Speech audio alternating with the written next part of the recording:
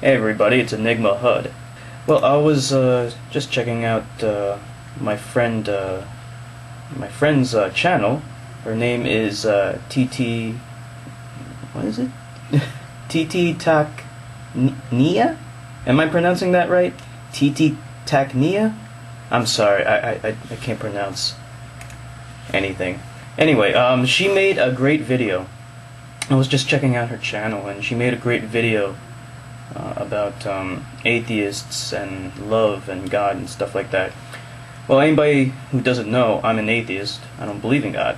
I like a healthy discussion, and she brought up a lot of really good points, and I thought I might be able to shed some insight, or at least give my opinions or my point of view on some of them. So, well, let's check out the video. You can't smell a color. You can't taste a color. You can see a color. We can see color, but we can't smell it and we can't taste it. Therefore, it stimulates one sense, and the other five or the other four, you can't. You just got to go with your one sense that you have on color to know that it's real. Water, you can taste it, but you can't hear it. And I can go on with a ton of different elements. Air, you can feel it. You can sometimes smell it if depending on what's in it, but you can't see it. So we're obviously put in a world where elements all around us don't stimulate all five senses. They only stimulate certain senses.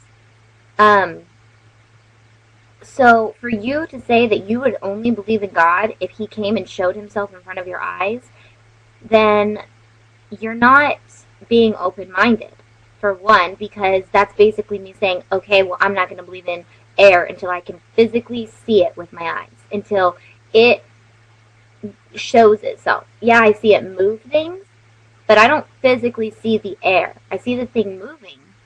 Just like if I were to say, I've seen miracles, but who's that to say that God has done those things? I see the leaves moving, but who's that to say that air is doing any of that? We have been able to discover lots of other things that we cannot perceive using our senses. For example, ultraviolet light we can't see. We can't see X-rays or gamma rays or infrared light or radio waves or microwaves, but we know that they exist. But let's take another example. Atoms. We have absolutely no way of sensing these things naturally. I've never seen an atom in my life with my bare eyes. However, we know they exist. And the reason why we know these things exist is that we have evidence to back up the claim or the hypothesis that were made regarding these things. In the case of atoms, we know they exist because we have atomic bombs.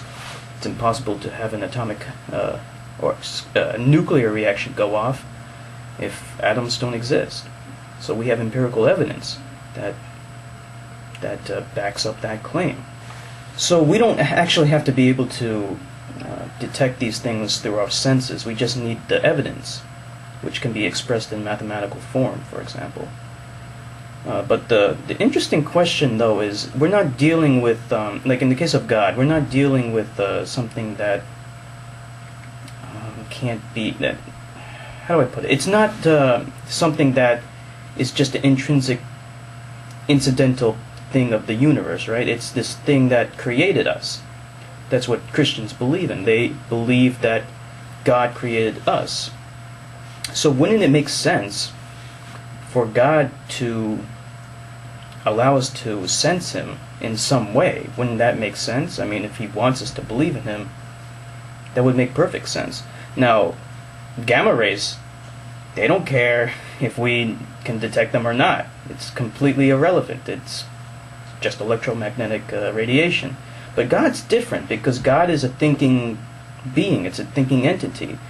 And it has desires, apparently, and it desires, one of those desires is it wants us to believe in it. So it would make sense for me for us to be able to very readily detect him in some way.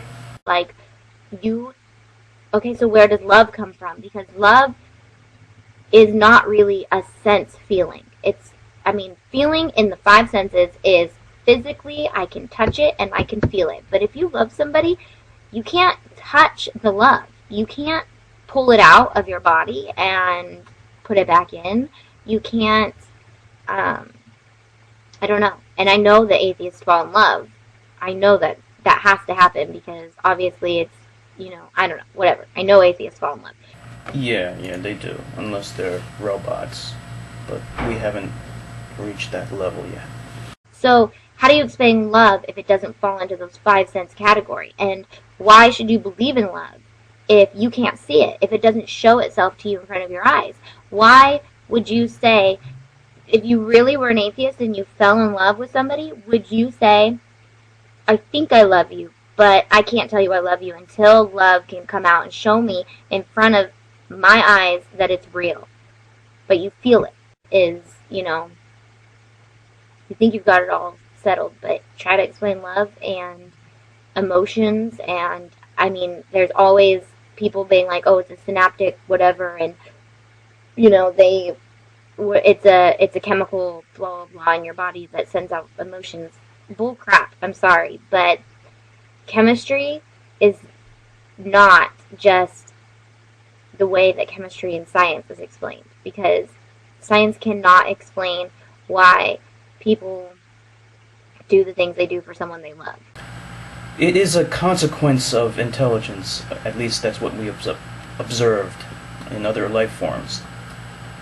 Human beings aren't the only ones that can feel love. Actually, there is a gorilla named Coco that can communicate with sign language. And if you don't believe that other animals can experience love, well, watch this. How do you say love Oh. for sign language? How do you say love? Can you show him how to say love? How do you say love? What? That flower. She's asking you about your cufflink. Is that a flower? That's a sun. And my grandfather gave me the... Sun.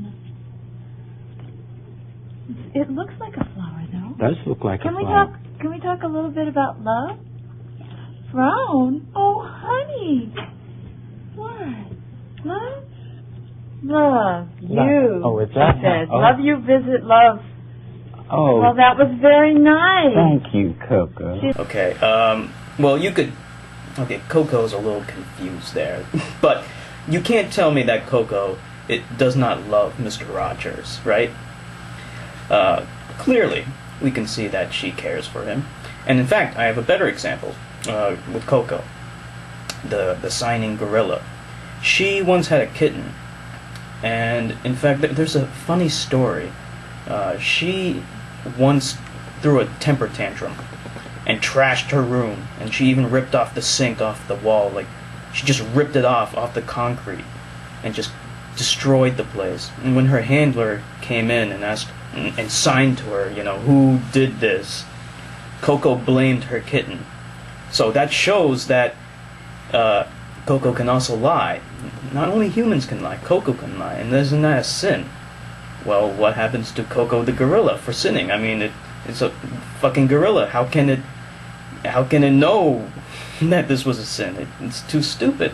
But it's still smart. I mean, it's stupid compared to us. But anyway, she had a kitten, and the kitten died, and she cried. So, I mean, obviously you don't cry when something dies and you don't care about it. No, you cry because you loved it. And in this case, she loved her kitten, and the kitten passed away. So, how do you explain that? It's a gorilla. It's not a human being. It's not Homo sapiens. We can conclude that feelings of love are just a consequence or just a side effect of intelligence. The more intelligent a life form is, the more emotions it has. And feel the way they do when somebody leaves them when they left. If it literally was an equation, your medications for depression would work, and people wouldn't kill themselves when they were on Prozac. It'd be A plus B equals C, and if you had a certain problem, you take the certain medication, and a certain problem would be fixed. No, we can't play with our lives like that. Our lives are not equations. love is not an equation, and you can't tell me that it's a chemical imbalance. It's not. It's feeling, and once you run with the feeling, it gets bigger and bigger, and life without love is nothing, and life without God is nothing. Well, I don't know that much about love. I mean, what do I know? But, these are just my views, and I thought you did a really good job with your video, and I hope some of my comments were able to clear up some of the points that you raised. Okay, that's Enigma Hood, signing off. Why am I saying signing off? Goodbye.